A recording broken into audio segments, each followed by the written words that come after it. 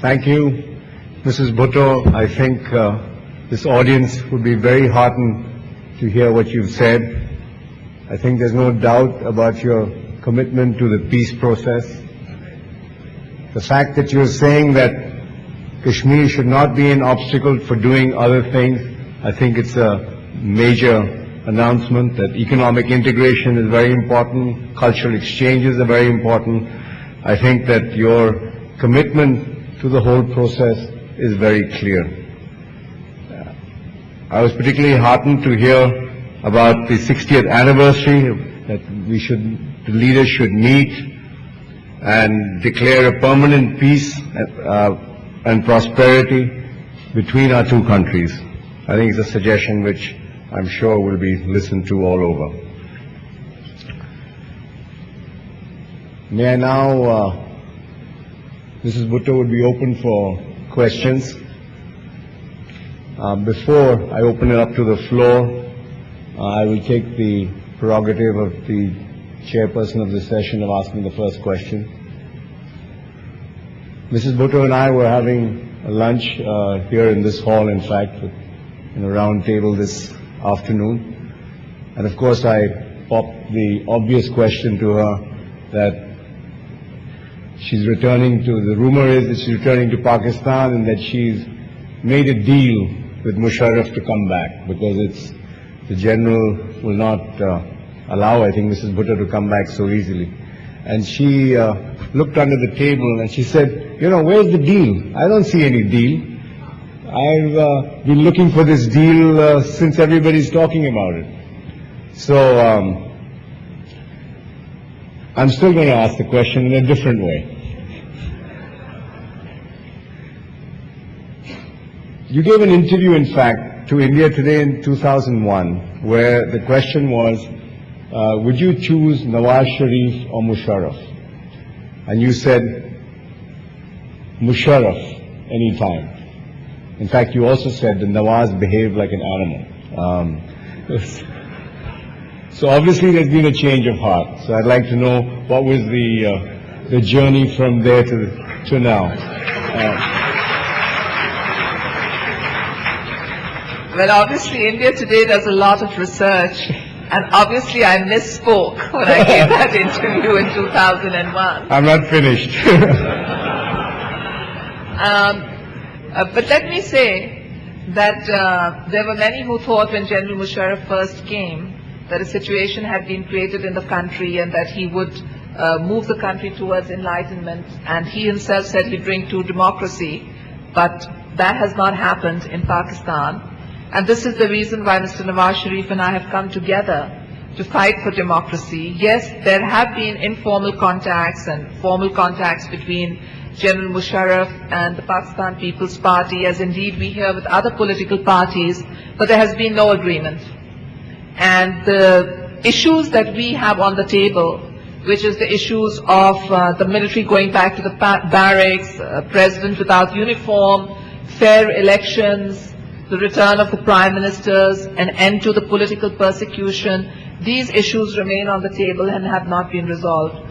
So there is no understanding. We would prefer a stable, peaceful transition to a democratic Pakistan, but it doesn't seem to be happening, and in the meantime, my party and I are preparing to return irrespective of there being no understanding and to fight the general elections. Moreover, Nawaz Sharif and I are both committed to fair elections, to a return of the military to the barracks, to a return to parliamentary sovereignty, and we have also committed ourselves to building peace in the region, particularly vis-à-vis our relations with India.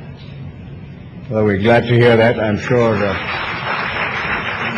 everybody would welcome a democratic... On a lighter note, may I say that my relations with General Musharraf are the same as General Musharraf's relations with New Delhi. Plenty of contact, but very little movement forward.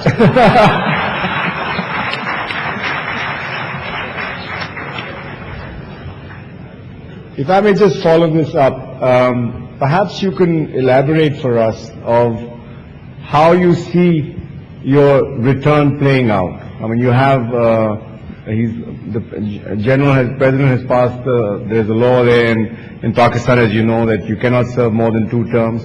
that disqualifies you and Mr. Nawaz Sharif. So how do you, and of course there's the American situation there in terms of you've hired a PR agency, according to news reports, to lobby in America for your cause.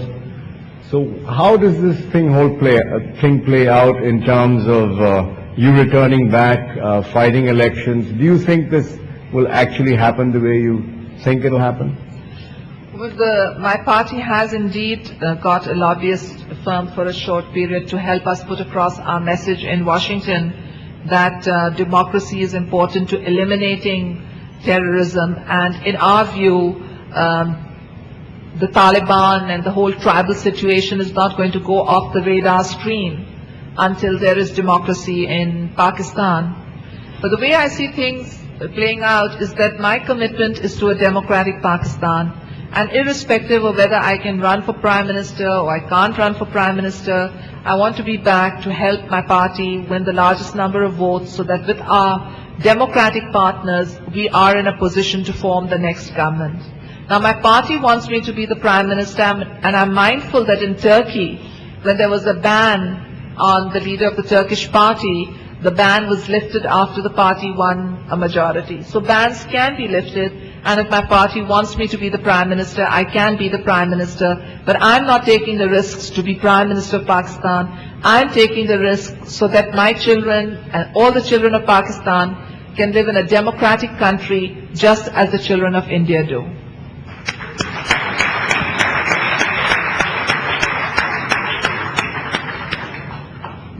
Okay, I'll open it up to the floor. Would you please raise your hand and identify?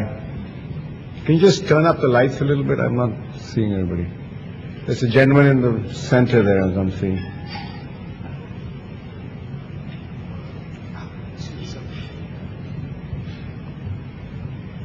Well, I appreciate Ms. Benazir Bhutto, your lecture today.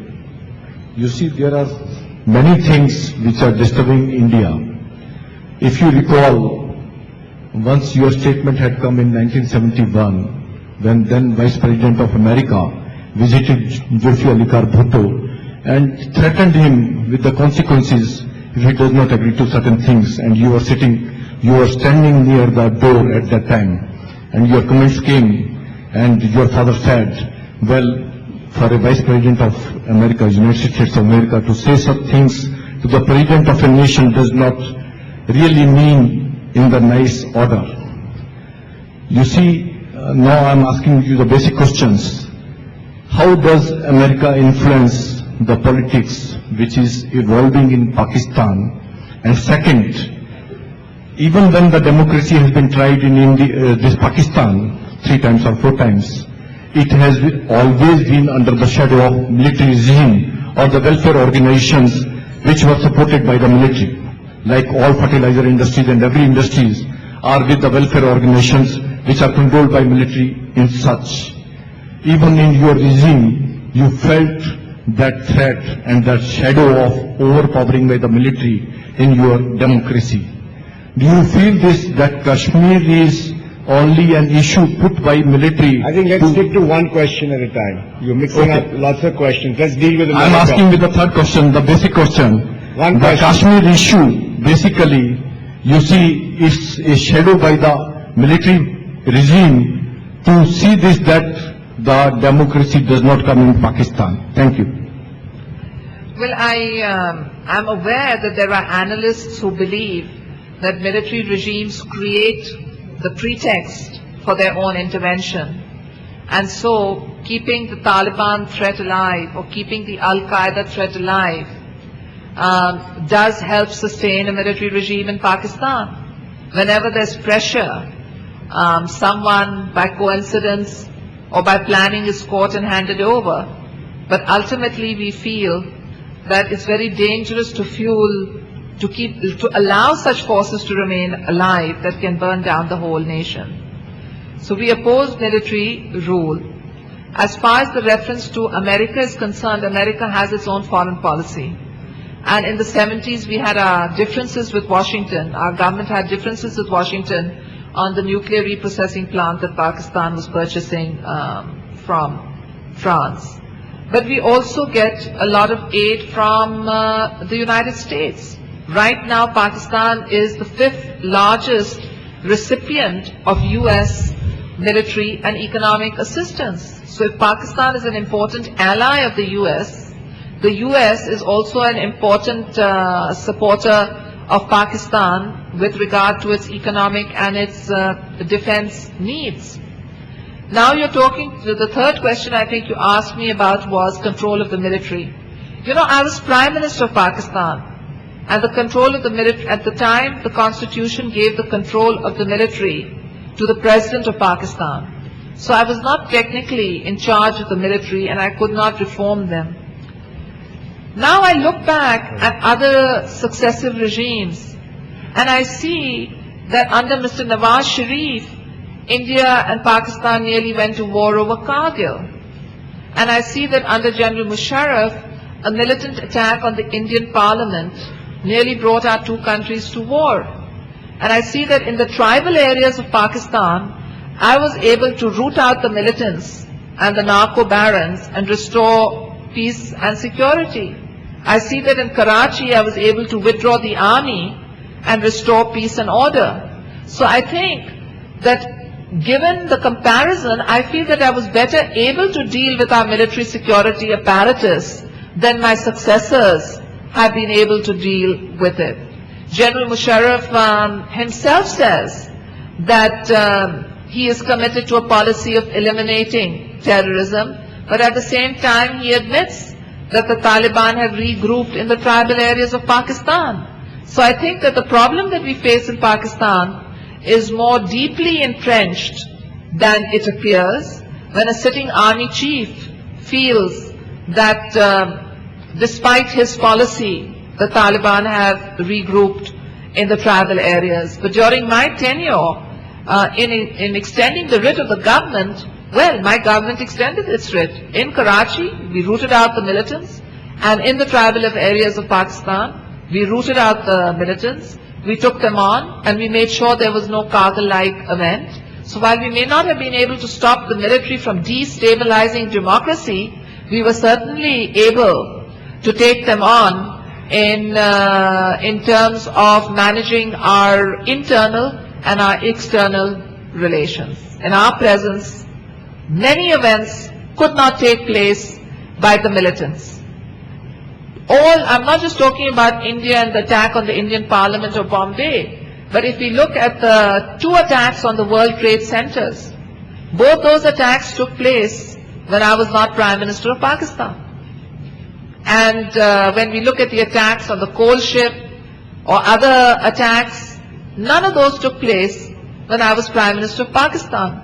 And I believe the difference was this, that my party had a popular base, we had people at grassroots levels who supported us, who are our eyes and our ears, and that during our tenure in office, the militants were on the run. But I'm afraid since 1996, when our government was dismissed, they have regrouped. And it pains me as a Pakistani to see that every time some terrorist is caught, the international media points out a link to Islamabad. So when John Reed, the shoe bomber, is caught, somehow or the other telephone call is tracked to Islamabad.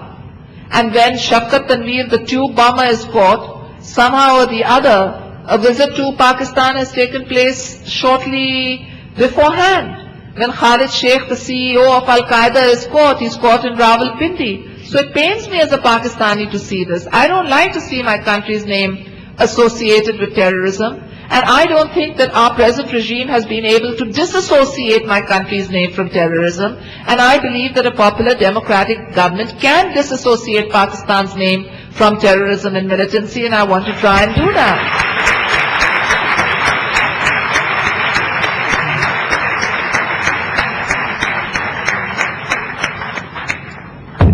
Mr. Parthasarthi wanted to ask a question. He's your neighbor, I believe. Yes, my neighbor in Karachi. I don't know, he told me he was your neighbor. Yes, I don't know in why. Karachi, right? Yes, good to see you again. It's very difficult to see you in this darkness. I hope I can see you more clearly after the talk. I look forward to that, ma'am. One question, there are two interrelated questions, ma'am, and so it's one. One is in regard to your own statements, and perhaps what you said to me, which I've published, that the dangers arise to Pakistan from a military mullah madrasa complex. You said that recently to the Washington Post, the links between the military and the radical extremist establishment. The People's Party and your father never stood for extremism. Even at the Lahore summit, your father spoke against it. My question to you, ma'am, is by every understanding, the last elections were won with 26% of the radical Islam, vote for the radical Islamic parties, coming in but less than fair methods. That in a free elections, perhaps mainstream parties like yours would sweep the polls. But your own experience, when you took over as Prime Minister in '89, I saw you with Mr. Rajiv Gandhi, you were tied down by the President and an army chief who did not want to change. What makes you think that the next election is going to make the army change its ways? Is the army not too entrenched to move away from its Islamist ways? And one hopes, madam, if you don't mind my saying, that the electoral compulsions will not be what they were for you earlier when there was an alliance with the Jamaat Ulema-e-Islam in the frontier province, because everybody is looking for a moderate political party to rule the NWFP. My first question is that. And the second question, ma'am, you know, we always stood by the agreement with your late father signed in 1972, which was the Simla agreement. I think it is, as you rightly said, the very basis of everything. As we move ahead, and when Mr. Nawaz Sharif, you would recall, wanted to disown that, General Musharraf wants to later on to disown everything. We hope that as you encourage the engagement that our Prime Minister is having with General Musharraf, we will have a continuity. Because I agree with you that I think soft borders, and there's no need for the sort of controls we have. A European model will perhaps make us much closer neighbors. Thank you. Well, we do support the soft borders. We see ourselves as actually the architects of the proposal for better relations with India from the time of Mrs. Gandhi at Simla and taking up at the time of Rajiv Gandhi, and it certainly pleased us very much when Mr. Nawaz Sharif decided to continue it through the bus diplomacy, and subsequently General Musharraf, after some hiccups, has come on board. I know many ideas are being presently discussed, and I hope that they do succeed. But as I say, that the process remains very fragile, because unless militant cells are dismantled, any militant can at any time inflict an act of terror. For example, if the Indian Parliament had blown up, it could have brought both our countries to war, not just eyeball to eyeball. So I think the important thing is to work for soft borders, but also to work for safe borders. And that safety comes from undermining militancy and terrorism.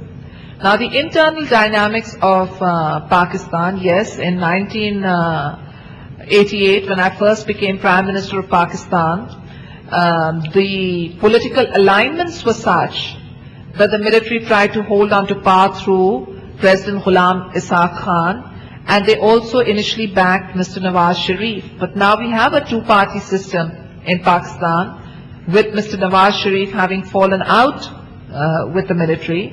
And secondly, the military regimes used to also rely on the judiciary. And as you can see from the recent judicial crisis, there's been an erosion in the relations between the military-judicial alliance. And so I feel that in 2007, we are much better placed than we were in 1988 to take our military back to the barracks, to reform our security apparatus, and to bring Pakistan under parliamentary sovereignty and control. And I hope that my dreams for Pakistan are fulfilled. People of Pakistan never gave up. Despite the coups by the military leaders, despite the destabilization programs, the people of Pakistan never gave up. Just last month, 6 workers of my party were killed in an area called Attak. My sister-in-law faced an assassination attempt. The information secretary of our party was hit on the neck and nearly paralyzed. But we haven't given up because we feel that if a struggle is right, it's worth giving sacrifices for. And we see 2007 as a real opportunity, working with Mr. Nawaz Sharif, working with Poonam and ANP and other moderate groups in Pakistan to get a democratic Pakistan. And I hope that you will also wish us well in this quest. Arun, I'm right back there. Hello. Thank you. Arun. Ma'am, many of us in India, this side, to your right, Okay, my right. many of us in India look at the Pakistan Army's commitment to the peace process as a short-term tactical ploy rather than a long-term strategic change of heart, simply because they can't afford to fight on 3 fronts: a proxy war with India, internal instability, and on the Afghan border. Could we have your views on this? Also, are the people of Pakistan in favor of the peace process? In India, we make a distinction between the Pakistan Army and the Pakistani people and the nation. Thank you. I know that there are many voices that say that this is a tactical move by the military regime to get India off its back as the Afghan border hots up and as election year approaches, because India has a very strong international lobby. And I've been told by many people that I should raise my voice against the present process and expose it. But as I said in my speech, I would like my policies to be driven by hope and not fear. And therefore, I'm giving the military regime the benefit of doubt in the hope that they are in true essence coming on board for better relations with India, irrespective of their motives. I know that a future government in Pakistan will be strengthened by the fact that the military regime signed on, whether tactically or strategically, onto the peace process with India. So we support their efforts in this regard. Now in Pakistan there is a real consensus, because except for the religious parties, except for some of the religious parties, I won't even say all the religious parties, except for some of the religious parties, everyone supports opening with India. Mr. Nawaz Sharif's party supports it, the Pakistan People's Party supports it, in the frontier we have the ANP, they support it, the MQM supports it, the Poonam supports it. Sorry for some of you who've never heard of these names, but all these parties support the peace process. The only opposition comes from a faction of the MMA. The MMA, which is, I know many people think it's Military Mullah Alliance, but it calls itself the Muttahida something.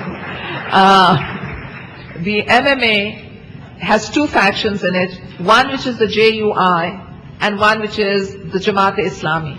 The Jamaat-e-Islami opposes the peace process with India, and the Jamaat-e-Islami is backed by some of the former and retired generals of Pakistan. But the Jamiat-e-Ulema-e-Islam, which is headed by Maulana Fazlur Rahman, backs the peace process with India. In fact, the JUI did not want a partition. They wanted India to remain unpartitioned, and following partition, they promoted peaceful relations with India. So we've got 90% of the stakeholders in Pakistan who all want normalization, not just normalization of relations, but close relations with India. And that's a sea change. It's a sea change from the time in 1988 when I would say that perhaps the Pakistan People's Party and some of the regional parties were the only ones who wanted the peace process to go through. And following my meetings with Prime Minister Rajiv Gandhi, we were accused of being the agents of the Indians and the Zionists and undermining Pakistan's territorial integrity. And I remember even in 2001 when I came to India for a conference, I was castigated by the columnists and by the political commentators in Pakistan, and now it's changed totally. It's a different situation. People want the markets to open, they want the trade to open, the travel to open, our business people are excited about it, people in the arts and the sporting world are excited about it, and I think we've got a real momentum going, and that's why I've proposed that the leaders of India and Pakistan should meet symbolically on our Independence Day and together pledge their commitment to good relations between our two countries, and that symbolism will take this momentum forward. Fantastic.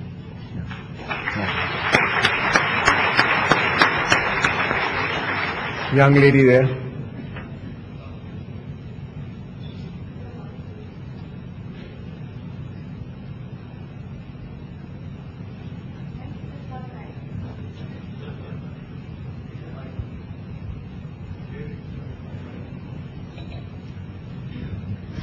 Ma'am, I want to ask you, I myself live out of the country very often, and when I come back to India, I see the changes that have happened so quickly, even in months. You have been in exile for several years. How do you keep a finger on the pulse of Pakistan? How do you really know what's going on there? Well, it's such a good question that you ask me, because I say that to myself too. I say 8 years is a long time, and so much must have changed, and a whole new generation must have come forward. People who were children have grown into adults, and in both our countries we have large populations that are underage. But you know, even though I'm physically outside the country, I find that in actual fact I'm inside the country. My day begins, I live in Dubai, which is 1 hour behind Pakistan, and my day is synchronized with Pakistan and the events in Pakistan and what is happening in Pakistan. So I keep in touch by telephone and internet, by meetings, small meetings with people in London and through the media. But tell you the truth, I myself am looking forward to returning, because even though I've received so much information, there's a whole new world out there. So I hope that I've been properly briefed, and I hope my hands are on the pulse of the people. I know I get a lot of support wherever I go. I know that the IRI, it's an institute affiliated with the Republican Party, did a Gallup poll, and they found that the Pakistan People's Party and Mr. Nawaz Sharif's party together far outstrip the rest as far as the people are concerned. So we must be doing something right, but I won't know till I go there. And so I look forward to that day very keenly. General Malik had told me that he wanted to ask a question. Is he here? Oh, General Malik, yeah, there you are. Sorry, I hope you are. I said, Madam Prime Minister, I hope you will be again. Thank you, General Malik. I must say that your speech was very impressive, and I'm sure it's going to excite a lot of people, both in India and Pakistan. And we wish you all the best. I'm just wondering, you know, just sending an army chief president back to barracks is not going to end up the problem that you have with the Pakistan army. You need to do much more than that to be able to keep them in the barracks. So I was just wondering, what is your strategy, long-term strategy, to ensure that they remain in the barracks and that they don't come out? Are you offering a consultancy, General Malik? Outsourcing. General Malik, I missed something here. I don't know why everybody's laughing on this very serious issue. Because we do need to keep the military in the barracks, and I agree with you. Just taking the present military regime out of the political equation with our success, which I look forward to, it doesn't necessarily mean that the domination of the military security apparatus will come to an end by just that move. So I think that the question that you have put to me is a very important one. My party has been studying what has been done in India. We've been studying what has been done in other countries, and we have called for parliamentary scrutiny of our military's budget. And we also intend to look at certain reforms so that the military and security apparatus come under the parliament and come under a form of scrutiny, which has not happened, especially since 1977. So it's a very big challenge for us. I used to think winning an election means democracy is restored. And I've learned painfully that's not so. And I know winning an election doesn't mean that the military is going to stay in the barracks. I know that it's going to take substantive reforms to bring that about. And I hope that the new generation of officers in our armed forces will be looking at the 21st century in a new light and will also appreciate that it's not military domination of a country, but economic emancipation and economic growth that brings the real dividends. It's going to be a challenge, but one that I hope we can successfully face.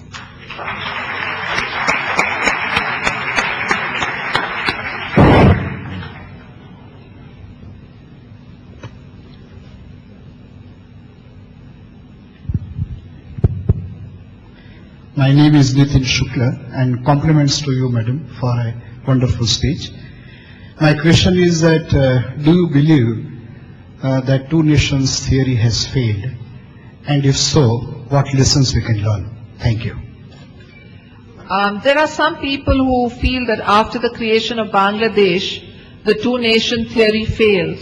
But I'm not one of those. I think that people of Pakistan and India both have a new generation, a post-partition generation, and that our people are looking towards building relations on the pattern of Europe, where there are independent nations, but they come together in a common market, and they come together with the common goals. So that's the lesson for my generation. I can't speak for future generations, but I think that we need to go beyond the debate on the two-nation theory and embark on a new journey of creating a South Asian economic zone. I believe in economic blocks, and I believe that the safety and security of all the people of South Asia really comes in being unified so that nobody can exploit tensions between our two countries. I see around us so much death and so much destruction and so much bloodshed. I've seen Afghanistan as a peaceful nation, and I've seen what happened, and all of us have seen it. It's not just myself. We've seen what happened in Iran, in Afghanistan, and Iraq, and we sometimes take peace for granted. I don't think we should take peace for granted. I think we should build the institutions that ensure that we can banish war and conflict from South Asia forever. Malvinder?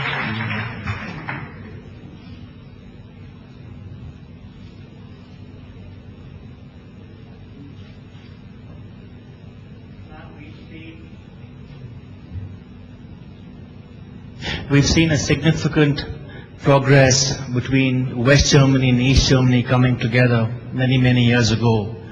Do you believe that India and Pakistan being one nation would be better for the two nations together as we move forward? I know that there are many people in Pakistan who used to hope after Bangladesh went its way that East Pakistan would once again come back to West Pakistan. And I know that similarly, since Pakistan was born out of what was then undivided India, there are many people in India who think that maybe Pakistan should come back. But for the new generation of Pakistanis, we accept our identity. We accept Pakistan as an independent nation state. And when we think of India as our brother, as our friend, a country which shares with us so much of our history and our culture, and we want a spirit of cooperation. At least that's what I feel my generation wants for this at this time. Okay, I can hear stomachs growling, so I'm going to But not just India and Pakistan. I know there are many people who feel very much nostalgic even about the division of East and West Punjab. So the feelings are often there. But I think the large number of people that I meet, they are born in an environment, they're comfortable with that environment, they have an identity from that environment, and they're looking more to the future than the past. Okay, last three questions now. Chandra?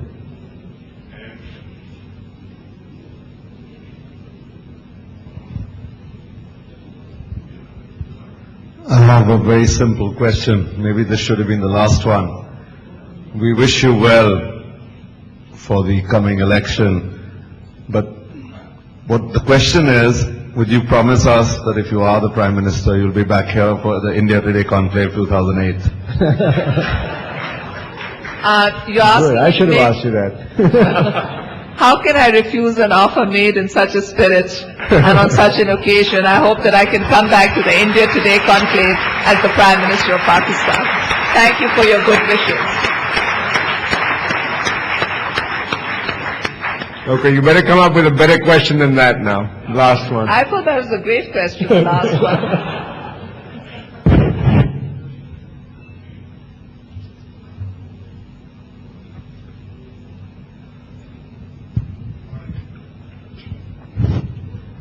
Good evening, ma'am. My name is Shailesh, and I've come from Bangalore to hear you. Very optimistic, positive message. My question relates to, do you have a modified message for youth of India? And the context in which I'm asking this question, India is the youngest country in the world, and the average age below 30 years. Most of these young Indians, they don't even remember the recent history. For example, assassination of Mrs. Gandhi. Most of these youngsters may not even remember exact details of that. Now forget what happened in partition, what happened in 62. For the entire baggage of the history is unknown and not remembered by most of these young Indians. So do you have a very modified message for this youth of India? My message to the youth of India is that the mind knows no boundaries, opportunities know no boundaries, and your generation must make a better job of dealing with South Asia than those before you have done. Yeah.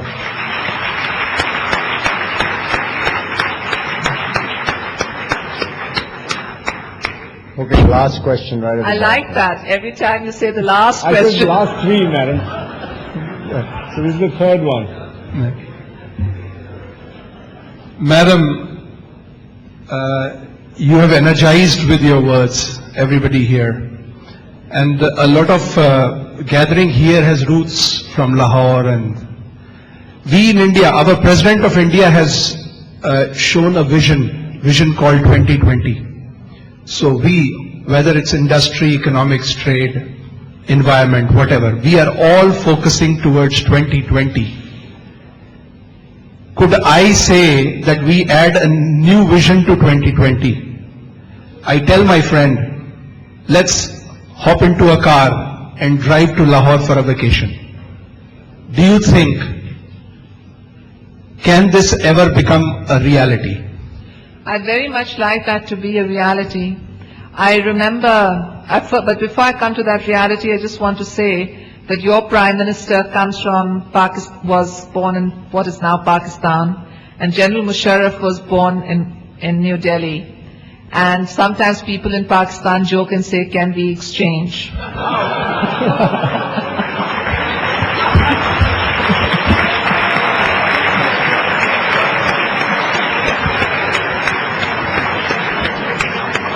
I think on that You know, note, I had to apply for a visa. I'm sorry to go back to the more mundane, but when I was meeting with Prime Minister Rajiv Gandhi and other leaders of SAARC, I proposed to them that we should make visa-free travel for certain groups of people like parliamentarians and judges.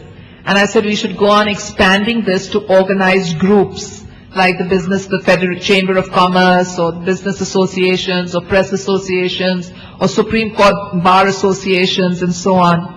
And then I had to apply for a visa to come here, and I got a single entry visa, not even a multiple entry visa. And I said, look at this, I was once dreaming of all of us being able to hop into a car and go to each other's countries, and now we have to get visas. So I want to say I'm very much on your side.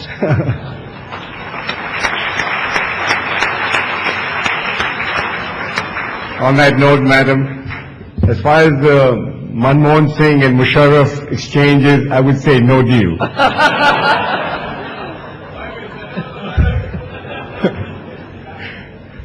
I would like to thank you for being so patient with our audience and giving us a wonderful speech and putting out a roadmap actually for the peace process ahead. I think we all feel very comforted and we all wish you well. I know that if this was your electorate, you would be elected with a thumping majority. And I look forward to seeing you here in 2008. Thank you.